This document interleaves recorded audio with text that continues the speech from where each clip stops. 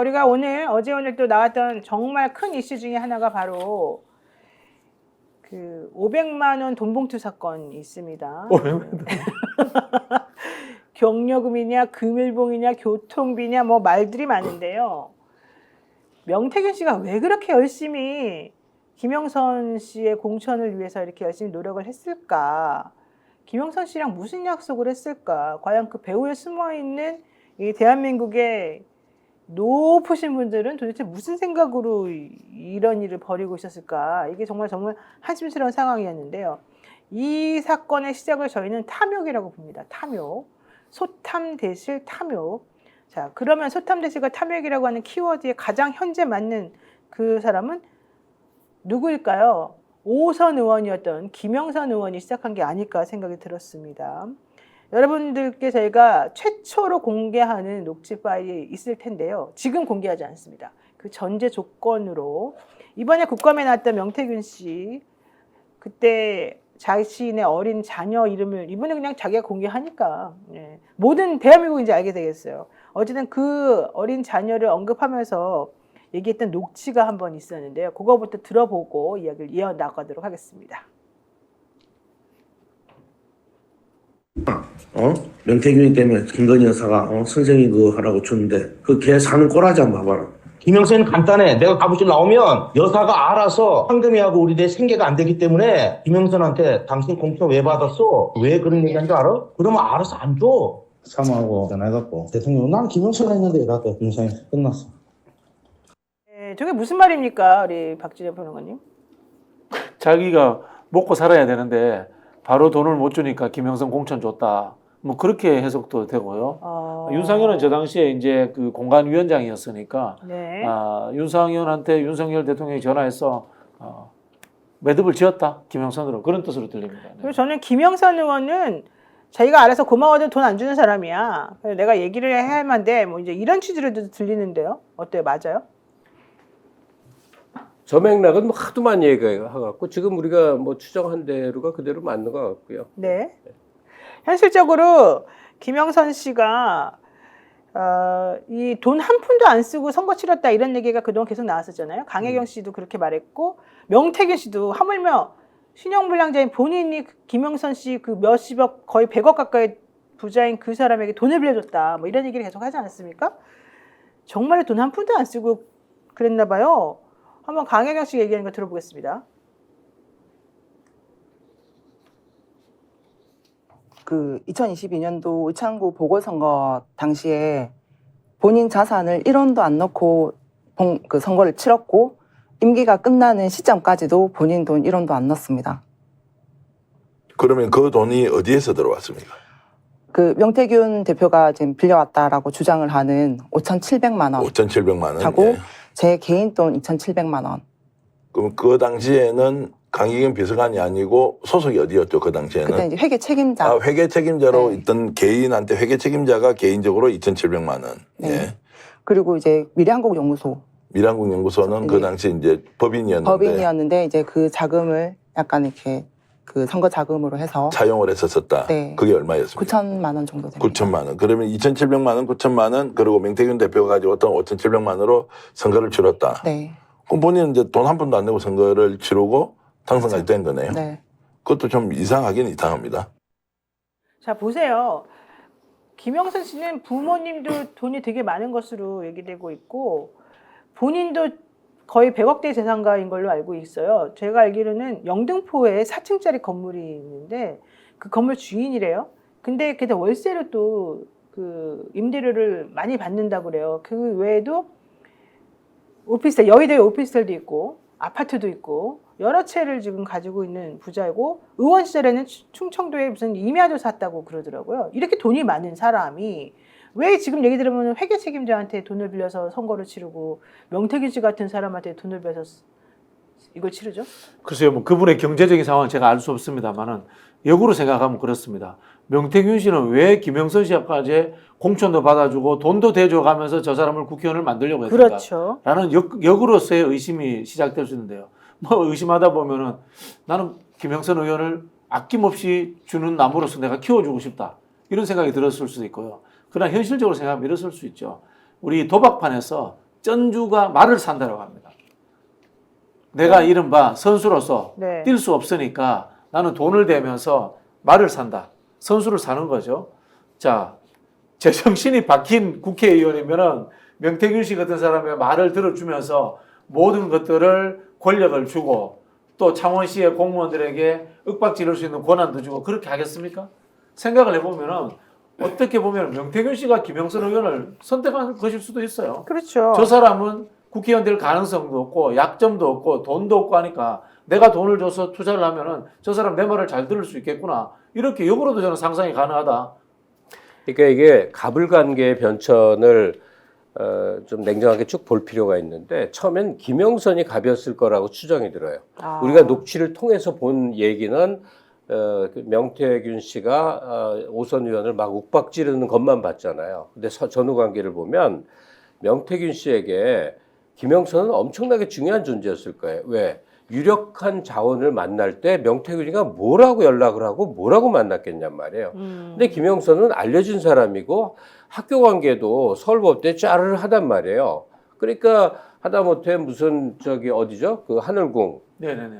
허경영 씨. 허경영한테 돈 양주. 하러 갈 때도 말은 명태균이가 하지만 김영선이 보증인처럼 옆에 있어주는 거예요. 맞아요. 알려진 존재니까. 아마도 그래서 필요에 의해서 명태균은 김영선을 픽해서 김영선을 활용한 건데 김영선은 차후에 국회의원을 다시 해볼 가능성이 전혀 없던 사람인데 명태균의 재주로 인해 갖고 어쩌지 해서 되니까 그다음부터 약점이 잡힌 듯이 이게 가불이 바뀐 거단 말이에요. 그러니까 그 관계의 흐름으로 좀 봐야 되지 않을까. 맞습니다. 서울법대 나온 5선의 국회의원이자 변호사. 중앙정치의 유명인. 네, 중앙정치 유명인이고 사실은 당 대표도 한번 했었어요. 물론 네, 임시겠지만, 네. 그런 사람이 명태균 씨한테 제발 입 좀 다물고 가만히 좀 있어라.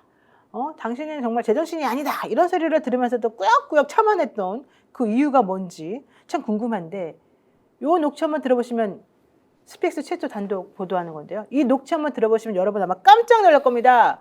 김영선 씨가 명태균 씨 집에서 쫓겨났다고 합니다.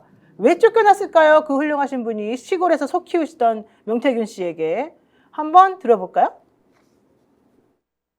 나는 오해받는 것도 싫거든. 우리 집에 전화해보면 알잖아. 우리 마누라 김영수 쫓아냈어. 문 안 열어주고. 우리 애 책임질 수 있냐고 물어봤어. 황금아, 여보, 김영선 의원하고 막 한 15분 얘기하대. 그래서 내가 잘 들어. 그래서 내가 의원님, 우리 황금이 책임질 수 있어요? 그랬더니 대답을 하고 좀 이따가 1분만 책임진대. 그래서 내가 쭉 얘기했지. 당신 때문에 5년 동안 내가 빚이 2억이.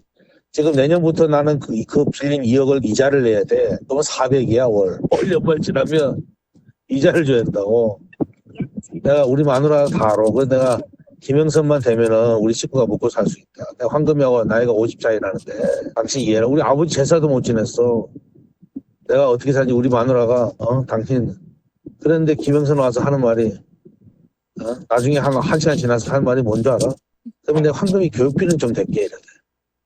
마누라가 아니 우리 집안을 먼저 그래가 김영선 쫓겨났어 우리 집에서. 우리 집안을 먼저 좀 살려달라.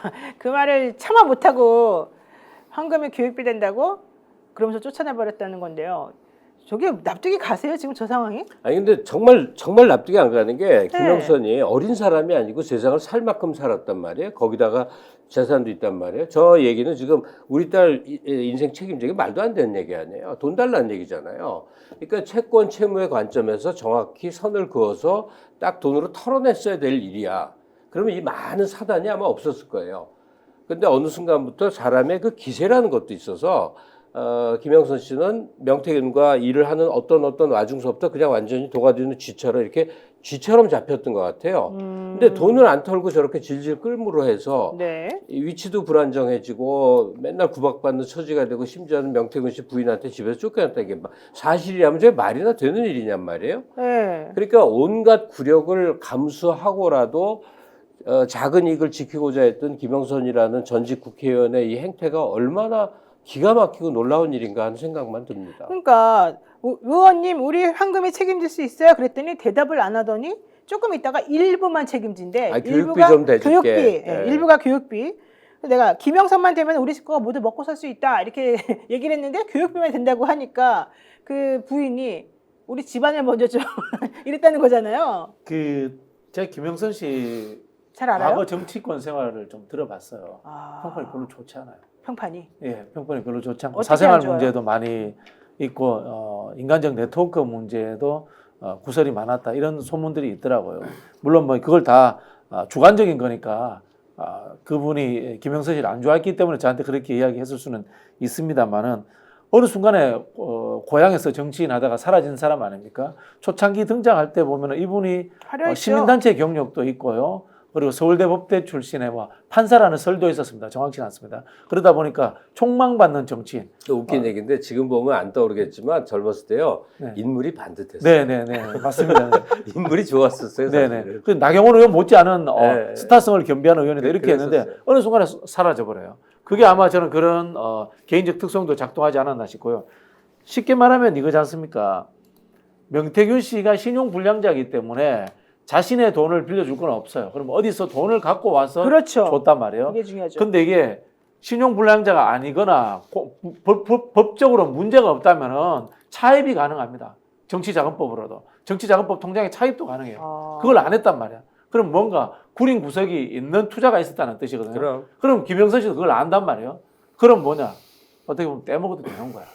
그 기록상의 문제에서. 그러니까 그런가요? 결국은 이거는 김영선과 명태균의 굉장히 사적이고 내부적인 관계로서의 두 사람이 관계 지어지는 그렇죠, 거예요. 그렇죠. 여기서 분명한 사실은 강혜경 씨의 증언은 거의 확실하게 신뢰가 가거든요. 네. 즉 선거 전 과정에서 김영선이 1원도 안 썼다. 그러니까 그러면 선거 비용 어디서 왔느냐?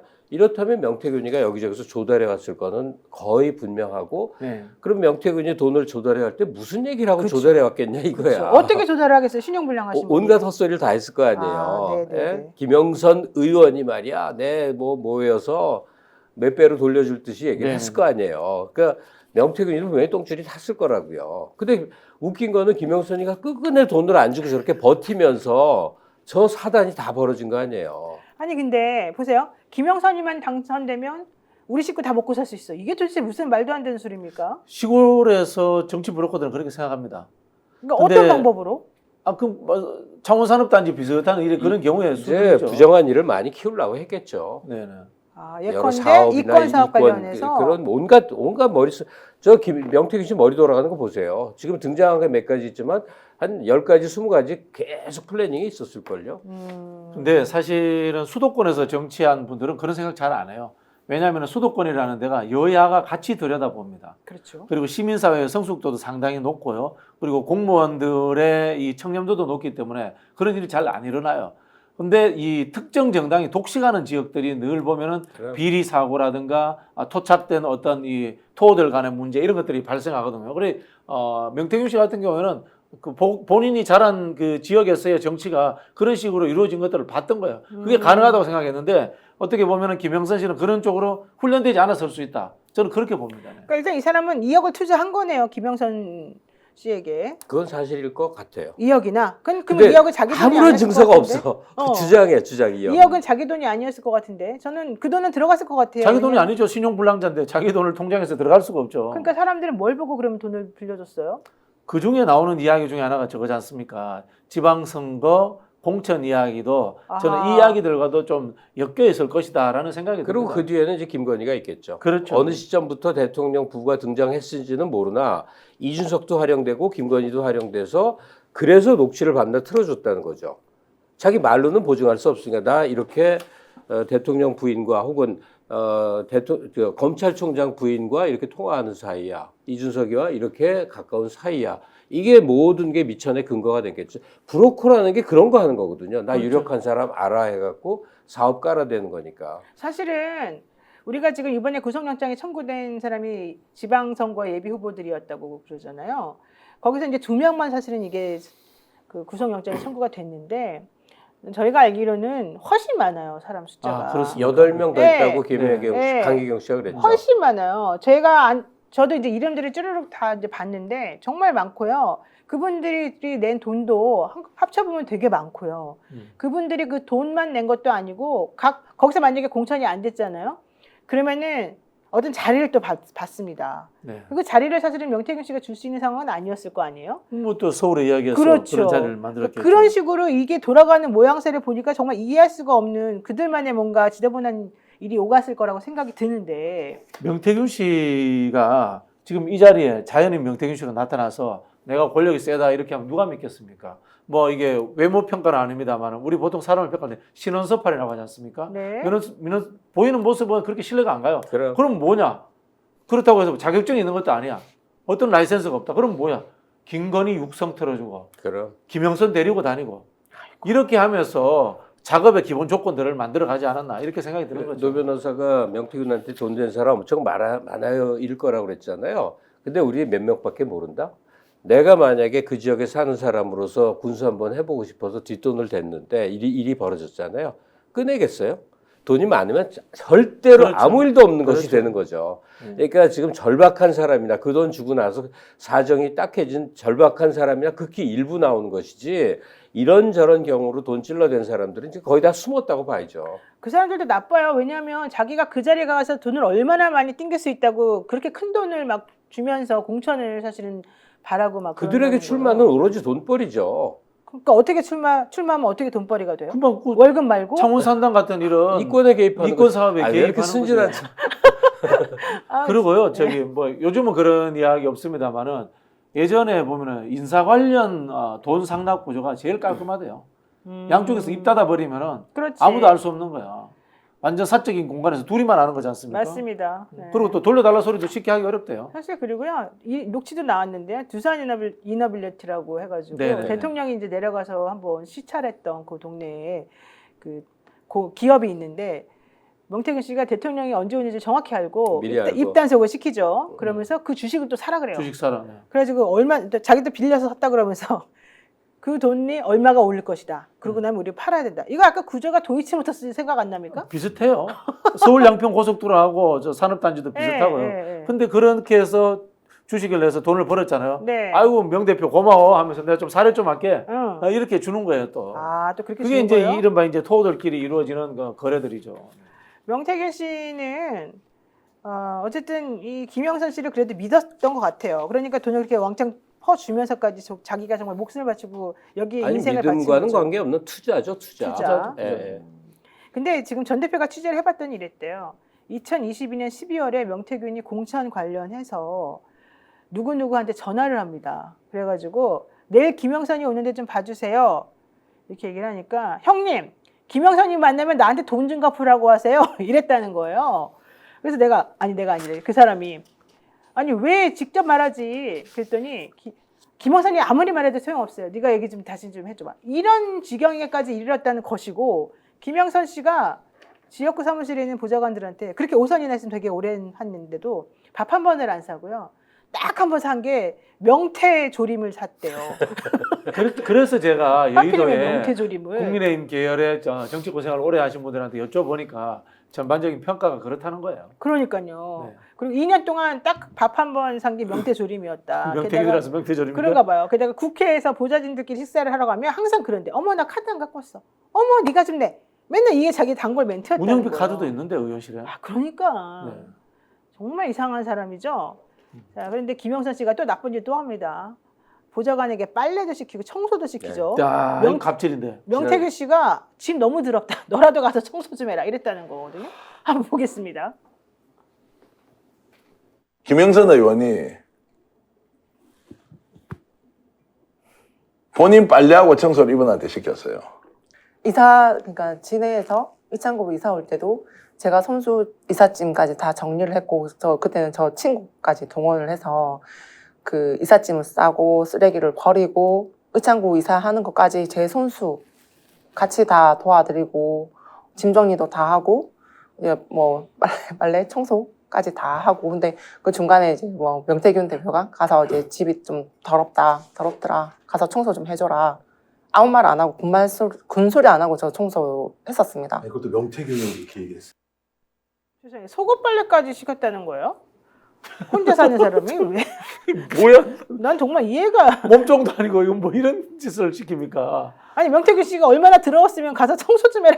참네요. 자기가 하지 왜 또 남을. 월요일 날 사실 저도 저 자리에 있어서 그 얘기를 들으면서 이게 눈시울이 시큰했었거든요. 아. 근데 왜 저런 일이 벌어질까 하면 자기가 고귀한 신분이라고 생각하는 사람들에게 강희경 씨 같은 사람은 사람이 아니에요. 근데 내가 너를 가족처럼 취급해줘. 대신 너는 나한테 정말 몸종처럼 헌신하는 걸 영광으로 알아. 이 멘탈이 있어서 사실은 5만 원 정도 내면 파출부 써서 다 할 수 있는 일이잖아요. 네네네. 그 돈도 아까워하면서 강희경 씨를 비서처럼도만 쓴 게 아니라 신고처럼 쓴 거예요. 그러니까 사실 그 멘탈에 그렇게 하자는 거에 넘어간 것도 사실 잘못은 잘못인데 사람을 그런 방식으로 부리는데 익숙한 부류들, 예컨대 윤석열 씨라든지 뭐 김영선이라든지 이런 부류들. 근데 참 명태균은 재밌는 게 그런 부류의 속성을 너무나 잘 알아서 줄타기를 정말 잘한 거죠. 그렇습니다. 힘의 우열을 잘 컨트롤하면서 자기의 역할을 크게 했던 거죠. 아유,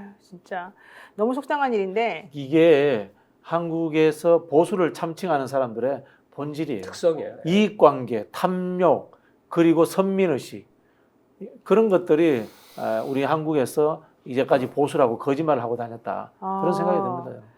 자, 거짓말하고 다녔다까지 얘기가 좀 나왔습니다. 근데 이 얘기도 나왔어요. 어제 한겨레 보도로 나온 건 오늘 이게 하루 종일 뜨거웠거든요. 명태균 씨가 김건희 여사로부터 금일봉을 받았다. 500만 원을 받았다는 얘기인데 코바나 컨텐츠 하얀 봉투에 들어있는 돈을 받았다는 얘기예요. 뭐 교통비라 이렇게 또 주장하는 그런 명태균 씨 말도 있었습니다만은 이 500만 원은 도대체 뭘까요? 뭐 우리 송영길 대표라든가 민주당 돈봉투 이른바 그분들하고 비교하면 구속돼야 되겠네요.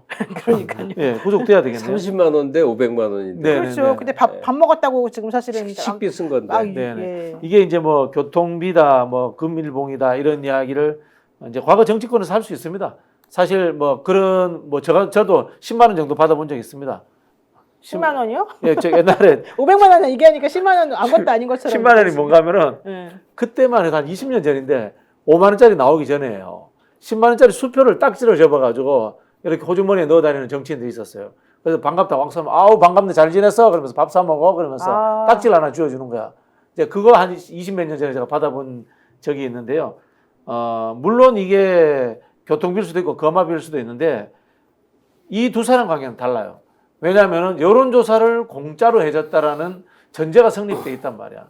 그렇기 때문에 아무리 김건희 씨가 그냥 용돈 줬다, 교통비 줬다, 거마비 줬다라고 했지만은 그게 대가의 여부로 연결될 수밖에 없어요. 이게 사실은 우리가 과거에 이제 뇌물이라든가 네. 또는 이제 민원 청탁에서의 대가성 여부의 문제거든. 이게 바로 저는 이거 검찰 수사 들어갈 수밖에 없는 상황이다 이렇게 봅니다.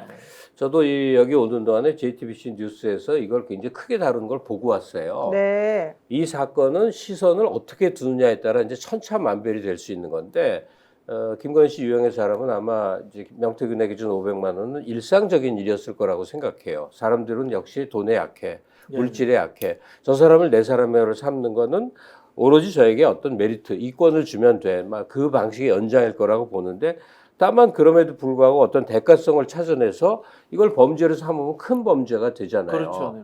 근데 제가 여기서 이제 보태고 싶은 건 뭐냐면 어째서 이들은 모든 것이 비공식이고 비선이고 은밀하냐 이거예요. 대가 관계를 어떠한 계약서를 맺는 법이 없고 어떤 사람을 선임해도 누구를 선임했는지 모르겠고 지금 용산 모든 일이 그렇게 돌아가요. 위원회를 구성하면 위원 명단을 모르겠고 회의록이 작성이 안 돼 있고 구두를 했다는 거야. 그러니까 김건희 씨와 명태균 씨의 관계도 어느 시점까지는 사적 관계일 수 있는데 대선 경선이 있고 후보 경선이 있고 대선을 치른다면 이거는 너무나 명료하게 이건 공적 관계로 전환을 해야만 맞잖아요. 네네. 근데 살아온 습성이 안 그래. 뒤로 구리게 컴컴한 데서 어떤 내밀한 관계식으로 해서 이렇게 해. 이익은 네가 알아서 뜯어먹고 하는 짓은 더러운 짓을 대신해줘. 뭐 이런 거예요. 그러니까 500만 원 주는 게 저들에게는 아무것도 아닌 일이지만 사실은 저들의 국정 운영의 전반적인 모습을 보여주는 상징일 뿐더러 범법인 거예요. 근데 사실은 이제 검찰에서 이 명태균 씨를 소환 조사할 때 물어봤대요. 그랬더니 명태균 씨가 받은 거 맞다. 교통비 쪽으로 받았다. 이런 얘기를 했다는데 근데 논점을 글로 몰아가는 근데 별거 아닌 걸로. 금액은 별로 뭐 잘 기억이 안 난다. 이런 식으로 말을 했다는 거예요. 근데 아유, 저기 영광이라고 봉투까지 보관했다. 이렇게 지금 녹취록에 나와 있는데요. 그러니까 그런데도 불구하고 어쨌든 네. 본인은 기억이 안 난다고 말을 했다는 거죠. 근데 사실 제가 알기로는 500만 원이라고 정확히 알고 있거든요. 그리고 강혜경 씨도 그 500만 원이라고 들었다는 것이고 네. 실제 500만 원을 본 사람도 있습니다. 네. 명태균 씨가 받은 그 500만 원 봉투도 보고 음흠. 그 봉투 속에서 돈이 5만 원짜리가 이렇게 한 다발 들어있는 것도 보고 그 봉투가 커버나 컨텐츠 봉투였다는 것도 보고 색깔도 알고. 색깔도 알고 그걸 그 봉투는 기념품인 거예요. 그렇죠. 기념품인 거예요. 내가 김건희를 만났어라는 타인들한테 자랑하는 기념품인 거예요. 코바나 컨텐츠라고 적혀 있으니까 나 이런 사람이야. 500만 원 받은 사람이야. 이걸로 또 스스로의 어떤 다른 뭐 위상을 높이는 거죠. 위상을 높이는 이 하나의 도구가 되는 거죠. 게다가 명태균 씨가 그때 그 돈을 자랑을 하면서 나 이거 우리 황금이 대학 갈 때 쓸 거야 이랬다는 거예요. 결혼시킬 때. 아 결혼시킬 때. 예. 그러니까 아이 입장에서 되게 자랑스러운 내지는 이렇게 여사님이 주신 돈이다 뭐 이제 이런 의미였던 것 같아요. 그래서 그 같이 있던 분이 우리랑 왜 나눠 쓰지 않고 그랬냐 속으로 그랬다는데. 그러니까 아주 기념할 만한 그 중요한 돈이니까 그랬던 것 같고요. 그런데 보통 이제 우리 그 극우 유튜버들 중에 그런 분도 있어요. 나 김건희 여사한테 가서 용돈 받았어. 뭐 거마비 받았어. 이런 이야기 하시는 분들이 있는데 그분들하고는 달라요. 아우, 그분들은 선거라든가 정책 결정에 관한 직접적 인과관계가 존재하잖아요. 유튜버에서 아무리 김건희 여사를 편들어 줬다 치더라도 그것이 공식화된 서류 관계라든가 정치적 행위 속에 있지는 않아요. 그러나 명태균 씨는 여론조사, 대선 때 여론조사를 해줬다라는 어떤 선거 과정에서의 관계가 존재했기 때문에 이거는 대가성 여부의 인과성을 분명히 따져야 됩니다. 맞아요. 그러니까 우리가 이 죄와 벌에 대해서 윤 정부 등장 이후는 완전히 완전히 헷갈리게 되었어요. 진짜 머리가 약간 뭐 이렇게 마비되는 것 같아요. 여학생의 일기장, 뭐 대학교 표창장이 범죄가 돼서 징역 4년을 사는 정말 희한한 일을 만들어 버리기 때문에 이 명태균이 받은 500만 원도 그 논법대로 하자면 징역 5년짜리도 만드는 게 지금의 그 검찰과 법률 체계가 돼 버렸으니까 너무나 희한한데 김건희 씨는 여러모로 지금 단죄를 받아야 될 입장이에요. 전체를 구도를 보니까. 그러니까 자기가 여러 가지 도움을 받았다는 사람에게 봉투 500만 원 준 것도 범죄로 몰아가면 큰 범죄가 될 수 있는 거예요. 아니 그건 당연히 저는 범죄가 된다고 생각하는 게 왜 그러냐면 대통령실에서는 명태균이 알아서 여론조사를 한 거고 나랑 아무 상관도 없고 보고도 받지 못했다 뭐 이런 주장을 계속 했잖아요. 그런데 그 500만 원을 줬다는 거는 무슨 뜻이에요? 교통비, 특히 교통비라고 줬다고 만약에 본인이 말한 대로 하면 오히려 죄를 자백하는 거 아니에요? 나한테 창원에서 우리 집까지 아크로비스타까지 와서 왔다 갔다 하는 그 교통비가 들었을 거 아니에요. 뭘 들고 왔습니까? 근데 여론조사 보고서를 들고 와서 자기한테 보여줬다는 거잖아요. 그러니까 이 여사님께서 교통비를 써라. 너 나한테 계속 보고 잘해라. 이런 의미로 저는 이거를 줬을 거라고 생각하는데 네. 문제는 검찰에서 자꾸 이 돈 금액을 밝히기를 싫어하는 겁니다. 검찰에서 자꾸 500만 원에 대해서 그 오보다 그런 얘기 명확하게 안 나왔다 이런 얘기를 자꾸 해요. 근데 실제 제가 알기로는 보고서도 작성돼 있고 검찰 내부에 또 강혜경 씨나 뭐 김태희 씨 보고 조용해라 그런 얘기 하지 말아라 이렇게 입단속 시켜놓고는 검찰에서 계속 정보가 술술 새고 있다고 제가 좀 들었거든요. 뭐 창원지검이 김건희 변호사 아니냐 이런 이야기 이미 나왔었고요. 대한민국 검찰 이제 웬만하면 안 믿지 않습니까? 네. 게다가 이 돈 봉투를 직접 봤다는 그 분 말에 의하면 명태균 씨가 지금 돈 봉투 사진 이렇게 찍어서 간직했다 그랬잖아요. 예. 그게 걸렸다는 거잖아요 이번에. 장롱속에다가 그 봉투를 숨겨놨대요. 장롱속에 보관해놨다는 거예요. 이게 그 개똥철학이라고 표현되는 거 비슷하게 개똥심리학을 좀 하나 해보고 싶은데 김건희 씨의 그 행태예요. 우리가 이 세상에 아무리 뭐 좀 자유로운 사람이라도 대통령직 하면 사실 그게 좀 경직되는 거 아니에요? 맞습니다. 엄중한 거고 역사 속에 내 이름이 기억돼. 이승만서부터 쭉 내려오는 한 대, 한 자리야. 막 엄중해질 것 같은데 그게 아니라 그냥 막 흥청망청 지낼 때랑 행태가 똑같잖아요. 네네. 그러니까 돈이 주고받는 관계가 그런 정도 최고 정말 국가 원수급이 되면 얼마나 엄정해야 되는지 인식을 해야 되는데 막 그랬잖아요. 이 인식의 원천이 뭘까 생각하면 남편을 개똥으로 알아서 그런 것 같아요. 제 추정에. 평소 행실이 검사고 고위직 검사도 됐는데 하는 짓이 공직자의 엄정함이 하나도 없었던 거예요. 그냥 술 먹고 야 후보니까 봐줘. 선배 누구 변호사 소개해줘. 얘는 무마. 이 새끼 잡아넣어. 그러니까 공직자의 행태가 개차반인 걸 부인으로서 봤고 세상은 이렇게 해서 네. 힘을 쓰면 되는구나. 여기에 익숙해져서 대통령 부인이 됐음에도 불구하고 최고 공직에 존재하는 그 일원이라는 생각이 일체 없이 네. 그냥 막 굴러가는 사인처럼 굴었구나. 이게 제가 생각하는. 맞습니다. 자, 이 와중에 명태균 씨 변호인 김소연 변호사 모든 거는 다 이준석의 악의 축이기 때문에 벌어진 일이다. 우리는 잘못이 없다. 이준석이 나쁜 놈이다. 이준석이 갑자기 왜 계속 등장해? 그 얘기를 하고 잘 있습니다. 만났어. 이 얘기 왜 했냐면 우리가 좀 전에 얘기한 것 중에 하나 김소연 변호사 얘기하다 그랬는데요. 방송에서 제가 뉴스데스크에서 김소연 변호사하고 이제 둘이 같이 토론 아닌 토론, 저한테 말을 안 시키더라고요, 했던 앵커가. 그래가지고 제가 이제 어쩔 수 없이 이제 얌전히 있다가 질문하는 방향으로 가버렸는데. 그거 굉장히 심약한 사람이더라. 그러니까 너무 착하더라고요. 네. 근데 그 방송이 MBC에서 사실은 히트를 쳤어요. 이게 7시에 우리가 녹화를, 원래는 8시에 생방으로 하기로 했다가 7시에 녹화를 했거든요. 근데 이 여성분이, 이 여자 변호사님이 너무 이 비속어를 그냥 너무 자연스럽게 다다다다 막 남발하니까 이거를 편집을 안 하고 그냥 내보내면 안 되잖아요. 그거를 삐삐삐삐삐 처리하느라고 7시 반에 끝난 거를 8시도 안 해주고 8시 반에 해주더라고요. 그걸 보고 사람들이 계속 기다리느라고 MBC는 우리 히트 쳤다. 그리고 사람들이 야 이거 또 하자. 그래가지고 다른 방송이나 이런 데서 저보고 하자고 막. 노영희 변호사가 잘했다라는 평가도 있지만은 우리 김소연 변호사가 재밌다는 평가도 많았습니다. 많아요. 그리고 열사. 그러니까 공천 한 그 경로를 총체적으로 이해할 수 있게 자료를 제공한 거여서 오히려 열사다 그런 얘기죠. 저는 김소연 변호사가 그리고 시선집중 나와가지고 MBC랑 인터뷰했잖아요. 강혜경 씨 인터뷰 다음 날 했거든요.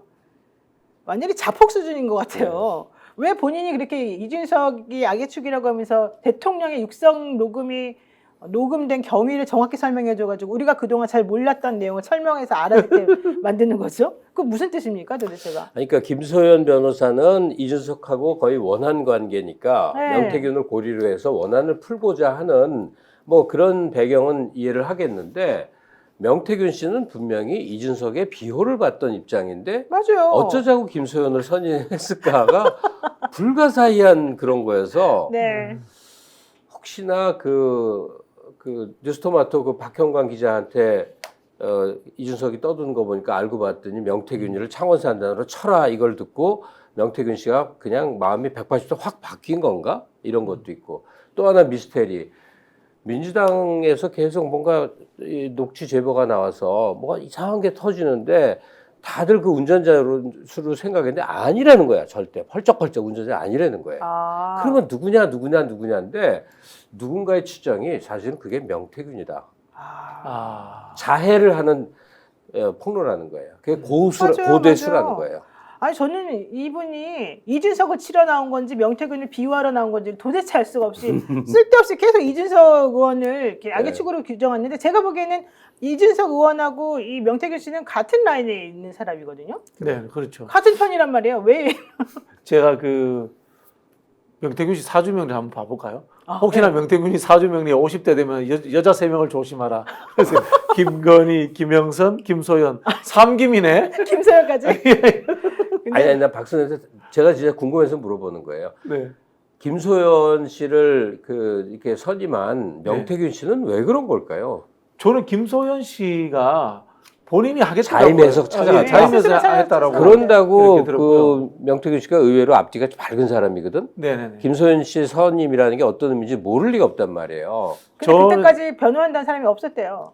없어서 그런 억지로 부분도 되고 택했을까? 김소연 씨가 어쨌든 과잉되게 친윤 행세를 해왔단 말이에요. 네. 그런 부분들에 대해서 이 대통령실의 신호를 명태균 씨에게 전달할 수 있는 사람, 저는 그렇게 생각했을 수도 있다고 봐요. 근데 김소연 씨랑 이준석 의원은 무슨 철천지 원수를 맺힌 거예요? 성상납. 그렇게 또 직접 말씀을 하시니까 좀 민망하네요. 아니, 당연해가지고 김소연 씨가 가세연에 가가지고 이준석 대표 시절에 대표 시절이죠. 대표 시절에 엄청나게 비판을 했죠. 근데 이준석 의원은 그렇게 김수현 변호사 비판하는 거 내가 못 봤는데. 관심이 없죠. 보이지 않죠. 아직. 그래라 하고. 근데 이렇게 부메랑으로 돌아올 줄은 몰랐을 것 같아. 근데 어쨌든 김수현 변호사 싱크가 있습니다. 한번 보겠습니다. 이게 뭐 수사는 사법 절차는 법과 원칙 그리고 증거주의 이런 식으로 가야 되는데 그런 뭐 또 논리 원칙에 따르자면 당연히 불구속 수사뿐만이 아니라 뭐 기소도 저는 안 될 사건으로 보고 있어요. 네. 왜냐하면 이 정치자금법 위반의 핵심은 돈 문제인데 지금 저희가 받은 압수수색 영장이나 지금 구속영장 청구서에 봐도 그 명사장님 거 같은 경우는 특히 돈에 대해서 명확하게 안 나와요.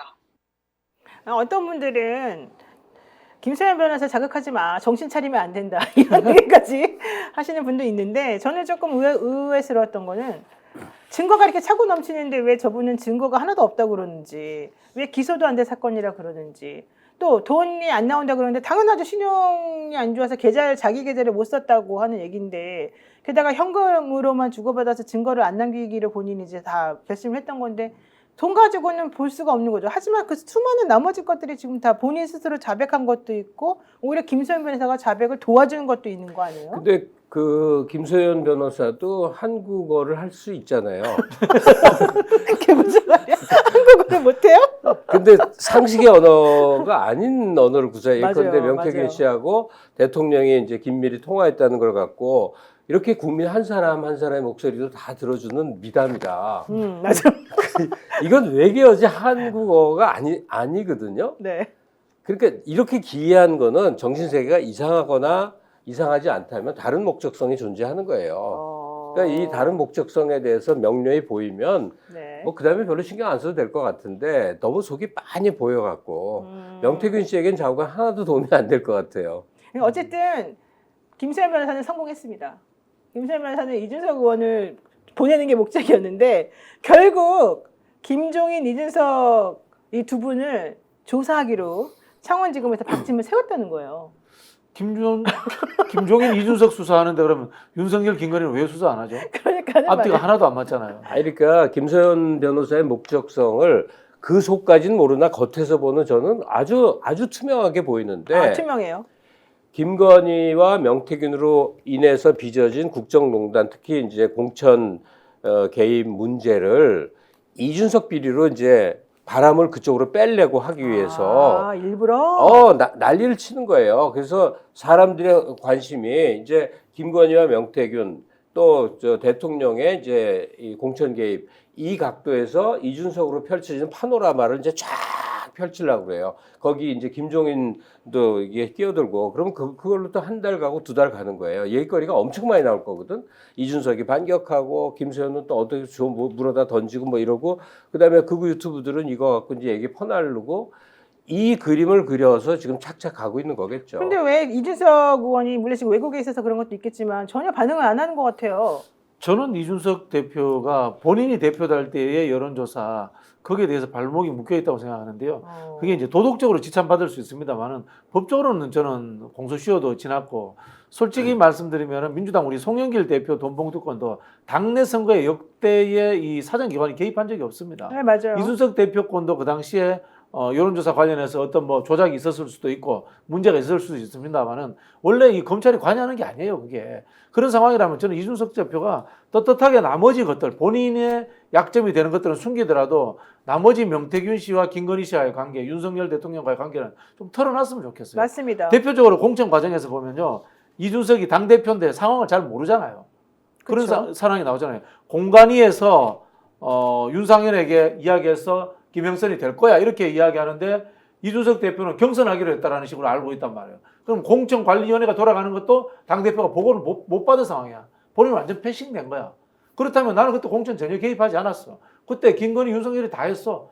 그리고 명태균이 그 중간에서 역할을 했어. 이거 털어놔야 돼요, 이준석 대표가. 근데 저는 이준석 대표가 그거를 몰랐거나 패싱당해서 본인이 명태균 씨에게 문자 보내서 경선 얘기를 한 게 아니라고 봐요. 이준석 당시의 당대표는 사실은 쐐기를 좀 박아라. 대통령 주변에 있는 윤핵관들이 김영선이라고 하는 사람 공천을 안 주려고 자꾸 작업을 하니 네가 전화해가지고 좀 확인을 좀 하고 대통령이 말하게끔 뭐 녹음까지는 아니더라도 어쨌든 확인을 받아라. 이제 이런 메시지를 던진 거라고 보고 거기에 충실하게 한 거예요. 그리고 난 다음에 10시경에 정말로 대통령하고 통화하고 그 다음에 이준석 의원한테 명태균 씨가 이제 됐다고 연락하고 그 다음에 10시 19분에 자기 그 강혜경 씨한테 전화 걸어가지고 옆에 있는 그 김모 씨 아까 그 돈봉투 받다는 그 사람한테 이제 됐다 윤한영이 어쩌고 저쩌고 권성도 어쩌고 했는데 결국은 다 내가 이겼어 막 이제 이런 얘기하고 공천 확정이야 이런 얘기를 해요.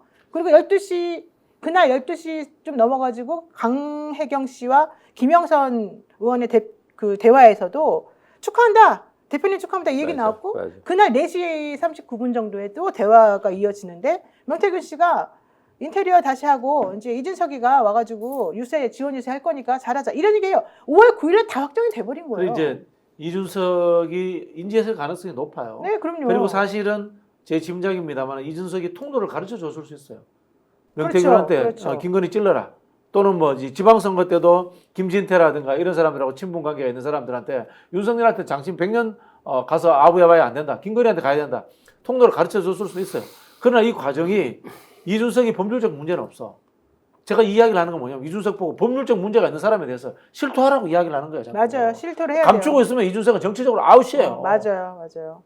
자, 그런데 우리 또 김소연 변호사님은 이준석도 계속 공격을 하지만 대통령과 부인도 다 철저하게 수사해야 된다. 압수수색해야 된다. 맞아. 이렇게 주장합니다. 그만하더라고요. 근데 앵커가 이게 누구 생각이야? 명태균 씨도 같은 생각이냐 물어보니까 아니요 내 생각인데요.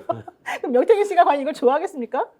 제가 봤을 때는 이 사람은 그냥 본인이 뜨고 싶은 거야. 유명해지고 싶은 거야. 그렇게밖에 안 보여요. 변호사가 해야 될 모습에 너무너무 달라가고 그렇죠. 그렇게 맞아요. 말하면 안 네. 되는 거 아니에요? 자기 혼자 생각을 막 일을 그렇게. 키워서는 안 되는 건데 맞아요. 막 불을 지르고 있어요. 그래서 희한하기도 하다 싶은데 명태균 좀 불쌍하기도 하고요. 잠깐 이준석 얘기 지나간 얘기인데 네. 이준석 씨는 사실 이 일에 저도 이제 굉장히 실망해갖고 명태균과 엮이는 원래 걸 이준석 보면서 의원을 좋아하시지 않았나요? 많이 좋아했고 이제 응원했죠. 보수가 네. 이런 좀 젊은 사람으로 재개편이 돼야 된다 하는 입장에서 참 응원을 하다가 야 이거 구태도 이런 구태가 없네 해갖고 이제 마음을 확 돌리게 된 게 이제 몇 달 안 돼요. 그래요. 예, 근데 그럼에도 불구하고 이준석은 평생을 여기서 한국에서 정치를 하고 싶어 해. 그러면 죽어서 사는 길도 한 번은 알아야지. 선배 맞아요. 김영삼 같은 사람, 그렇죠. 김대중 네. 죽어서 사는 길이 지금은 딱 하나야. 논평 달지 말고 변명하지 말고 자료를 꺼내서 그렇죠. 국민들께 고해를 해야만 돼요. 그래야 용서를 받기도 받고 옹호자도 생기는 것이지. 이렇게 빠져나가면 이제 안철수처럼 되고 뭐 그 사이 이상했던 사람들 그 중에 하나밖에 안 뭐야 되는 거거든. 의문의 일패 안철수 의원은 또 갑자기? 뭐 좀 잠깐 이거 분위기 모았다가 이렇게 한 사람들이 다 잔머리 쓰다가 안 되는 거거든요. 맞아요. 근데 지금 큰 정치 해보고 싶고 언젠가는 대통령 한번 해보고 싶어까지 꿈을 가졌다면 어느 땐간 죽어야 돼요. 그 죽는 방법이 지금 있다고. 당당하게 죽는 방법이. 저는 그리고 그 이준석 의원이 박형관 기자한테 내 전화는 구글 드라이브로 자동으로 날아가지 그러니까. 김건희 여사는 공천에 개입한 것이지 이런 얘기 있잖아요. 개입한 건 분명하고. 그러니까 이렇게 본인이 뭐 나중은 생각하지 말고 일단 지금 상황에서는 혹은 나중은 생각해서라도 지금 상황에서는 김건희 여사와 본인이 나눈 대화 속에 어떤 내용이 바로 공천 개입이 분명하다라고 판단하게 한 근거가 되는 건지 그래서 정말 고해성사하고 현실적으로 본인이 살 수 있는 길은 정확히 난 그 당시 이거였는데 당대표로서 내가 대통령 부인을 감히 어떻게 하지 못했다. 차라리 이런 고백을 하면서 사실을 알려줬으면 좋겠어요. 그렇죠. 뭐 제가 이준석 대표께 하고 싶은 말이 뭐 탄핵 한 번 하면 무섭지만 두 번 할 때 뭐 무섭겠습니까? 네네. 제대로 시원하게 한번 날려보세요. 그게 본인이 다시 신뢰를 받고 사는 길이다. 그렇죠. 이 말씀 드리고 싶네요.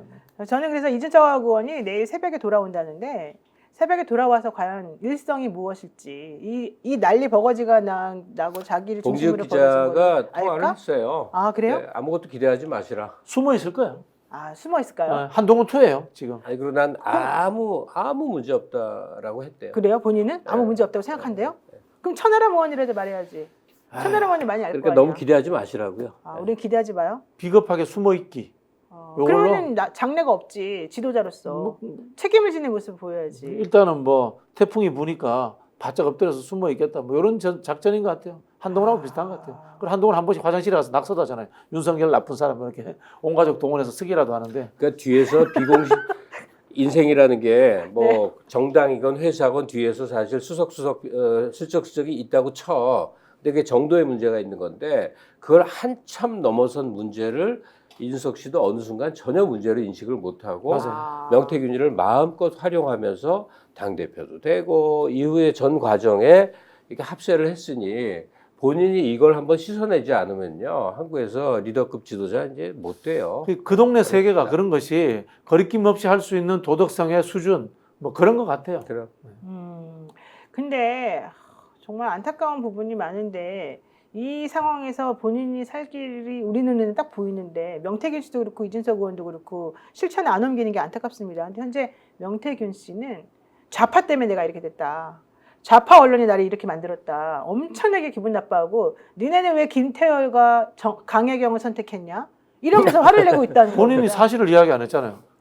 그러니까. 계속 그 감고 감아가지고 말을 돌려가면서 진실을 왜곡해 버렸잖아요. 그러니까. 사실 제가 보기에는 그 넘버 3 영화 아시죠? 한석규 보면은 조직을 이렇게 통째로 최민식 검사한테 넘겨버리고 감옥 가가지고 아마 좀 양형의 혜택을 받았겠죠. 그리고 웃으면서 살잖아요. 그렇게 생각하시면 돼요. 명태균 씨도 죄 지은 게 있으면은 나 자복을 하고 대신 거기에 대해서 좀 죄값을 덜어내고 그리고 나 또 감옥에서 자서전 한번 쓰고 잘 팔릴 거예요. 제가 봤을 때. 그리고 나와가지고 말빨 좋잖아요. 정교한 대표와 같이 유튜브 하고 그러면 인생이 새롭게 펼쳐질 수도 있을 것 같은데. 근데 저는 사실은 김종인 전 비대위원장과 이준석 의원을 조사하게 된 계기가 이 강혜경 씨가 보관하다가 압색당했던 PC 때문이라고 저는 개인적으로 생각을 하는데 그 PC가 원래는 김영선 의원이 지역구에서 사용하던 사무실에 있던 PC고 공용으로 여러 사람이 쓰던 거래요. 아니래요. 내가 어? 강혜경 씨한테 물어봤어요. 그렇게 알려져 있는데 아니군요. 강혜경 씨한테 내가 오늘 직접 물어봤는데 어. 그 PC는 명태균 씨 전용으로 쓰던 PC래요. 그게 잘못 알려진 거구나. 네, 그래서 네. 만약에 공용으로 썼으면 오염도 될 수 있고 이제 그런 건데 그 PC는 강혜경 씨 말에 의하면 명태균이 독점적으로 사용하던 전유 PC인데 검찰 수사가 이제 진행이 되잖아요. 올해 초에. 그러니까 작년 말에 선관위에서 이제 고발이 이루어지고 그렇게 되면 결국은 증거물 압수수색이 이루어질 거라고 본인이 생각해서 미리 없애라. 그걸 지우라고 없애라고 이제 한 거예요. 근데 강혜경 씨가 보니까 포맷이 되어 있는 것 같아서 본인은 그거를 안 버리고 왜냐면 버리면 혹시 증거가 날아간다고 생각했대요. 자기 입장에서는 명태균도 못 믿어. 김영선도 못 믿어. 이제 이렇게 생각을 했나 봐요. 그래가지고는 그거를 그대로 보관하고 있다가 압색을 당한 거였대요. 근데 그 컴퓨터에서 나온 자료들이 사실 어제 계속 나왔었거든요. 네. 기사에. 그래서 저는 카톡도 있고. 그래서 김종인 위원장과 비대위원장과 그 이준석 의원을 조사해야 될 만한 뭔가 단서를 검찰이 찾은 거 아닌가. 저는 잘 모르겠어요. 이준석 대표까지는 조사가 이루어져야 될 것 같다는 생각이 드는데 김종인 비대위원장까지 조사해야 될 만한 뭐가 있을까요? 그게? 왜냐하면 네. 그게 이제 그 김태월 소장이 또 얘기를 해준 건데 그 운전해주셨던 이 명태균 씨는 아주 친하다는 그분과 그 소장과 그 다음에 이 명태균 씨와 그 다음에 지방선거에서 이제 공천을 위해서 돈을 건넸다는 그 A 씨가 같이 차를 타고 광화문에 있는 김종인 위원장이 오피스텔에 갔다는 거예요. 네. 갔는데 일단 이 두 명은 즉 운전하신 그분하고 김태열 소장은 바깥에 앉아 있고 오피스텔에 보면 이제 안에 방이 이제 따로 있잖아요. 거기를 명태균 씨하고 그 A 씨 후보가 이제 들어갔다는 거예요. 가서 얘기를 좀 하고 나오더니 명태균 씨가 김종인 위원장에게 나와서 이제 하니까 자기는 봤죠. 이분이 우리에게 독립자금 되는 사람이다. 이렇게 얘기를 해줬다는 거예요. 그러니까 독립자금이라고 하는 것은 이제 기본적으로 선거를 위해 필요한 돈이나 이런 것들을 된다는 얘기이기 때문에 김종인 비대위원장이 그 말의 의미를 못 알아들었을 리가 없는데 거기에 대해서 이제 허허거리고. 그게 언제적 이야기라는 겁니까? 2022년 이야기입니까? 대선 때 이야기인가요? 아니면 2022년도 그 예비 선거, 그러니까 지방선거 하기 전에. 그때 이미 김종인 위원장은 윤석열과 틀어지고 당내 영향력이 전무한 상태가 됐는데. 그래요? 네, 물론 아닌데? 이준석 대표와 가까웠기 때문에 이준석 대표의 영향력 하에 있을 수는 있겠습니다. 그래